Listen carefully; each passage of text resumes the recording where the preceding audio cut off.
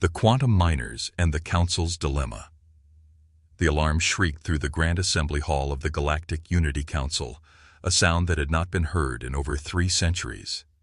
Representatives from 12,000 different species looked up from their diplomatic discussions, their various forms of communication organs falling silent. The massive holographic display at the center of the chamber flickered to life, showing a scene that made even the most battle-hardened council members freeze in horror. High Counselor Veth, a being of pure energy contained within a crystalline shell, materialized at the center of the chamber. Council members, we have received multiple distress signals from Sector 7749 Alpha. The system humans call Sol is under immediate threat. Ambassador Crix-9, a tall reptilian being with silver scales, raised his clawed hand. Honored Counselor, isn't Earth classified as a protected observation world? The humans there are barely spacefaring. What threat could they possibly face that would trigger a council alert? The holographic display zoomed in, revealing a sight that defied understanding. Hundreds of massive, angular ships were approaching Earth's solar system. These vessels were unlike anything in the known galaxy, their surfaces covered in writhing mechanical tentacles that seemed to consume light itself. "The Vex Collective," whispered Ambassador Theiss, her gaseous form shimmering with fear. "They're extinct. We destroyed them in the Great Purge 5,000 years ago." High Counselor Veth's energy form pulsed with dark colors. Apparently some survived, and they're heading straight for Earth. The display showed detailed scans of the approaching fleet. 237 Harvester-class vessels, each one capable of draining a planet's core in hours. The chamber erupted in panicked discussions across thousands of different languages. The Vex Collective had been the galaxy's greatest nightmare. Cybernetic beings that consumed entire star systems, converting all matter and energy into more of their kind. Their technology was so advanced that it took the combined might of every galactic civilization to barely defeat them. Ambassador Crix-9 stood tall, his voice cutting through the chaos. Why Earth? What could they possibly want with such a primitive world? The answer came from an unexpected source. Dr. Felixia Moore, the Council's chief scientist and one of the few beings who studied primitive worlds, activated her personal communicator. "Counselor Veth, I've been monitoring Earth's development as part of the observation protocol. 3 months ago, we detected massive quantum energy signatures from their planet." The chamber fell silent. Quantum energy was the most advanced power source known to galactic civilization. Only the most sophisticated races had managed to harness it, and even then, only in small amounts. "That's impossible," stated Counselor Rax, a being made entirely of living metal. "Humans barely achieved nuclear fusion 50 years ago. They can't possibly have quantum technology." Dr. Moore's tentacles waved nervously. "The readings don't lie. Not only do they have quantum technology, but the energy output suggests they're mining quantum crystals on an industrial scale. The signatures are unlike anything we've ever seen." The holographic display switched to show Earth itself.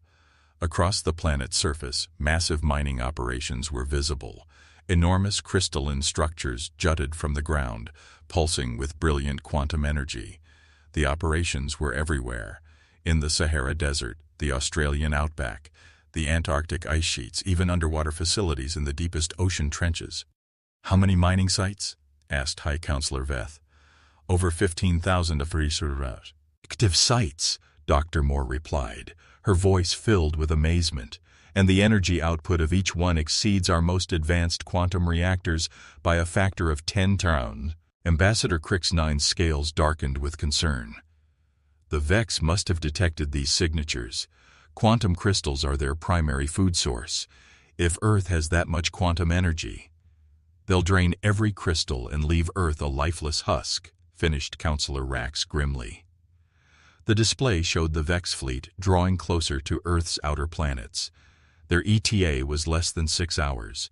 The chamber buzzed with urgent discussions about evacuation protocols and intervention strategies. But High Counselor Veth raised a energy-formed appendage for silence. "There's something else. We've been monitoring Earth's communications since the Vex were detected. The humans know they're coming." The display switched to show a transmission from Earth's surface. A middle-aged human woman in a dirt-stained mining suit stood before a massive quantum crystal formation. Her name, according to the translation software, was Dr. Sarah Chen, and she appeared to be addressing someone off-screen. "The Vex fleet will reach Earth in 5 hours and 43 minutes, she said calmly, as if discussing the weather. "All mining teams, this is not a drill. Initiate Protocol Terra immediately." The council members exchanged confused glances. What was Protocol Terra? On the screen, Dr. Chen continued speaking. "Marcus, I need you to get your team to the deep mines. The crystals are responding to the Vex approach, and we need to be ready." A gruff voice responded from off-screen. "Doc, you sure about this? My grandpappy always said you don't mess with things you don't understand." Dr. Chen smiled, and there was something in that smile that made several council members feel uneasy. "Marcus, your grandpappy also said humans would never fly, never go to space, and never mine quantum crystals. We've got this." The transmission switched to show mining sites all across Earth.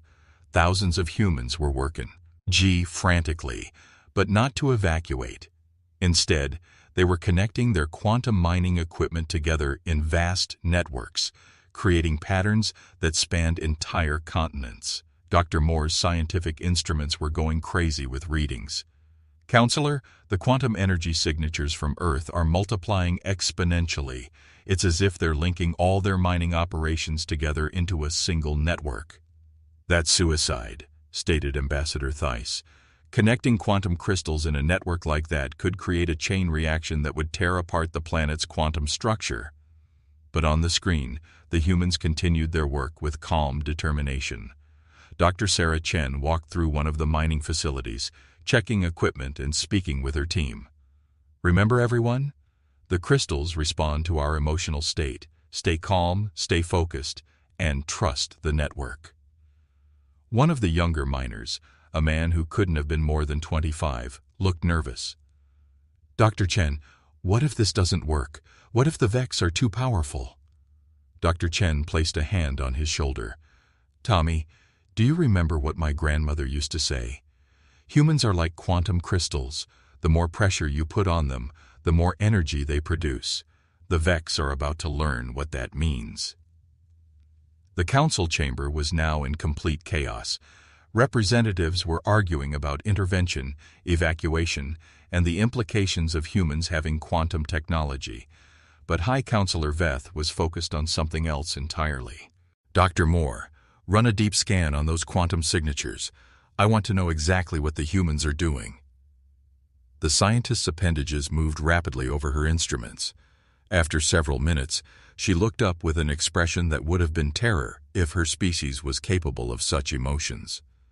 "Counselor, this is impossible. The humans aren't just mining quantum crystals, they're communicating with them. The crystals are responding to human thoughts and emotions, amplifying them across the entire network." "Explain," demanded High Counselor Veth. "Quantum crystals are semi-sentient. They respond to consciousness, but we've never been able to establish true communication with them. The humans somehow have.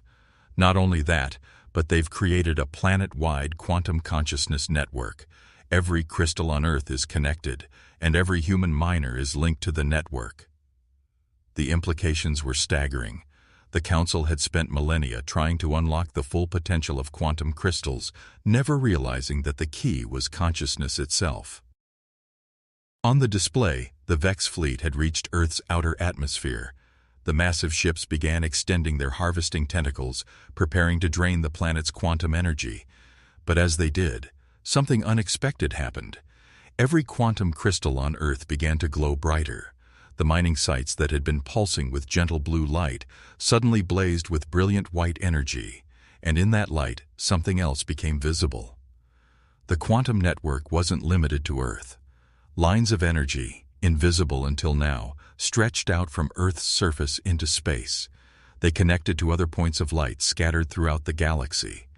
Other mining worlds, other quantum crystal deposits, other civilizations that had learned to work with the crystals. Dr. Moore's instruments were overloading. Counselor, the network extends throughout the entire galaxy. The humans have somehow connected to every major quantum crystal deposit in known space, and they're all activating simultaneously. High Counselor Veth's energy form flickered with amazement and terror. How long have they been building this network?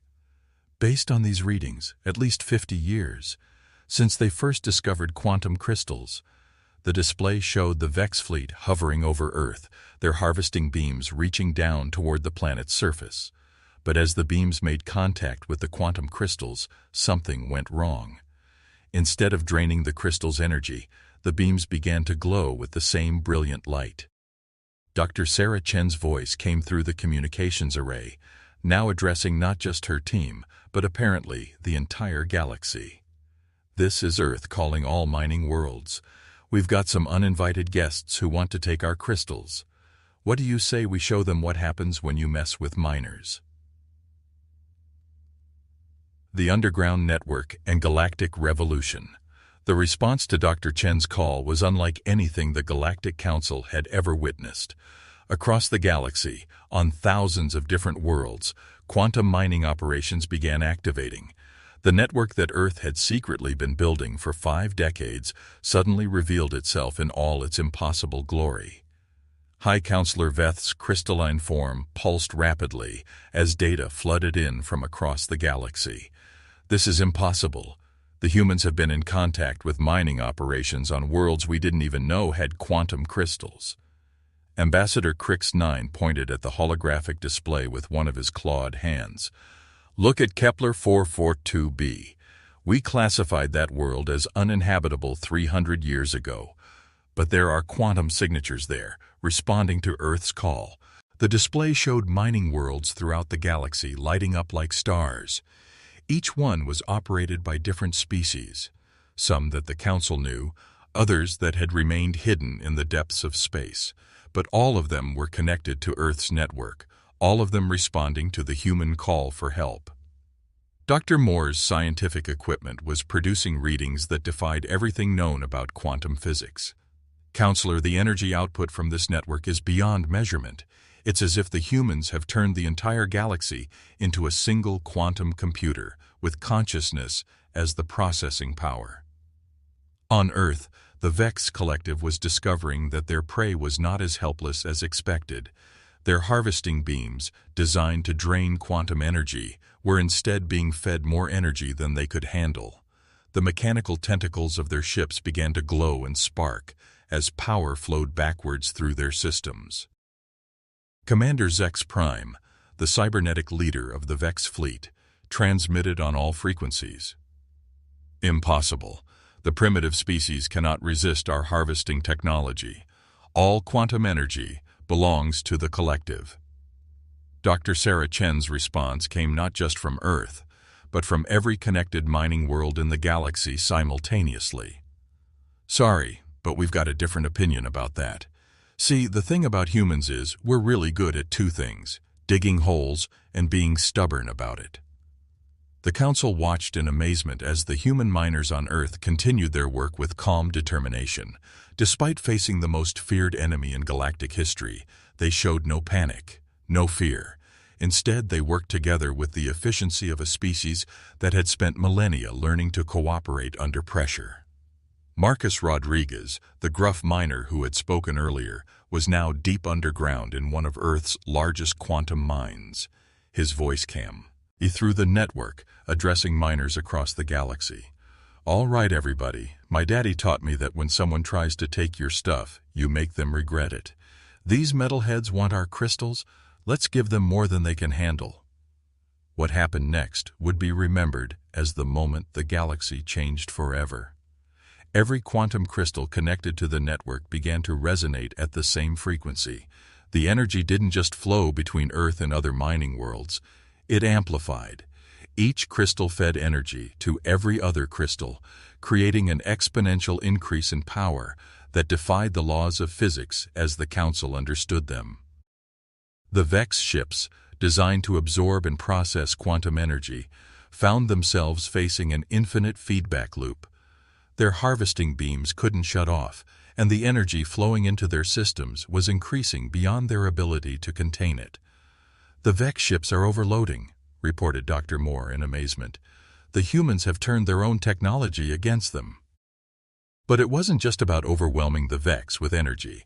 The quantum network was doing something else, something that made the Council members realize they had fundamentally misunderstood humanity's role in the galaxy. Ambassador Crix 9 studied the data with growing awe. "Counselor, the humans aren't just defending Earth, they're defending every world connected to the network. Look at the defense patterns." The holographic display showed energy flows throughout the galaxy. Wherever Vex scout ships had been detected near mining worlds, the quantum network was responding. Ships that had been hidden in asteroid belts for centuries were being exposed by quantum pulses. Sleeper cells of Vex agents on various worlds were being identified and neutralized by local mining teams, who somehow knew exactly where to look. High Counselor Veth realized the truth with growing horror and admiration. The humans haven't just been mining quantum crystals for 50 years.